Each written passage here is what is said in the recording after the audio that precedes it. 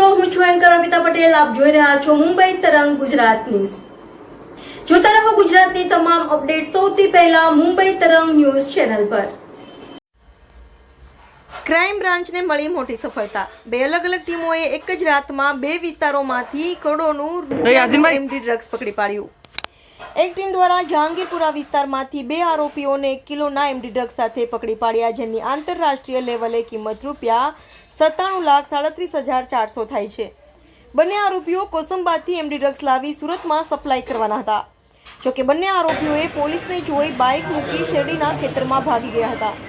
બંને આરોપીઓને પકડવા માટે પોલીસે એક્સ્ટ્રા ફોર્સ બોલાવવાની ફરજ પડી હતી. આખો વિસ્તાર કોમ્બિંગ કરી 6 કલાક બાદ બંને આરોપીઓને ઝડપી પાડવામાં આવ્યા હતા. બંને આરોપીઓ વિરુદ્ધ કોસંબા પોલીસ સ્ટેશનમાં મારામારી, ચેઇન, મોબાઈલ સ્નેચિંગના ગુનાઓ નોંધવામાં આવ્યા છે.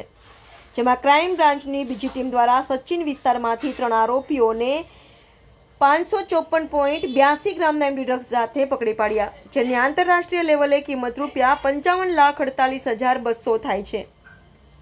ત્રણેય આરોપીઓ મુંબઈના નારાસોપારા ખાતેથી એમડી ડ્રગ્સ લાવ્યા હતા. પકડાયેલા આરોપી ઇરફાન પઠાણ, જેઓ રાજસ્થાનમાં બીકોમનો અભ્યાસ કરે છે. તે ઉપરાંત દક્ષિણ ગુજરાતમાં વોડાફોન કંપનીમાં સેલ્સ મેનેજર તરીકે કામ કરે છે. આરોપી મોહમ્મદ તોસીફ, જેઓ મોગલીસરા પાસે મિસ્ટર કોકો નામની રેડીમેડની દુકાન ચલાવે છે. આરોપી અશફાક કુરેશી, જેઓ સુરતના ભાગળ ખાતે ફેશન બેટેક નામની દુકાન ચલાવે છે.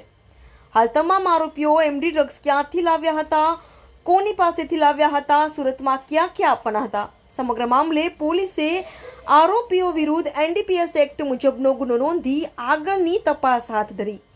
રિપોર્ટર વિજય મકવાણા, મુંબઈ તરંગ ન્યૂઝ, સુરત.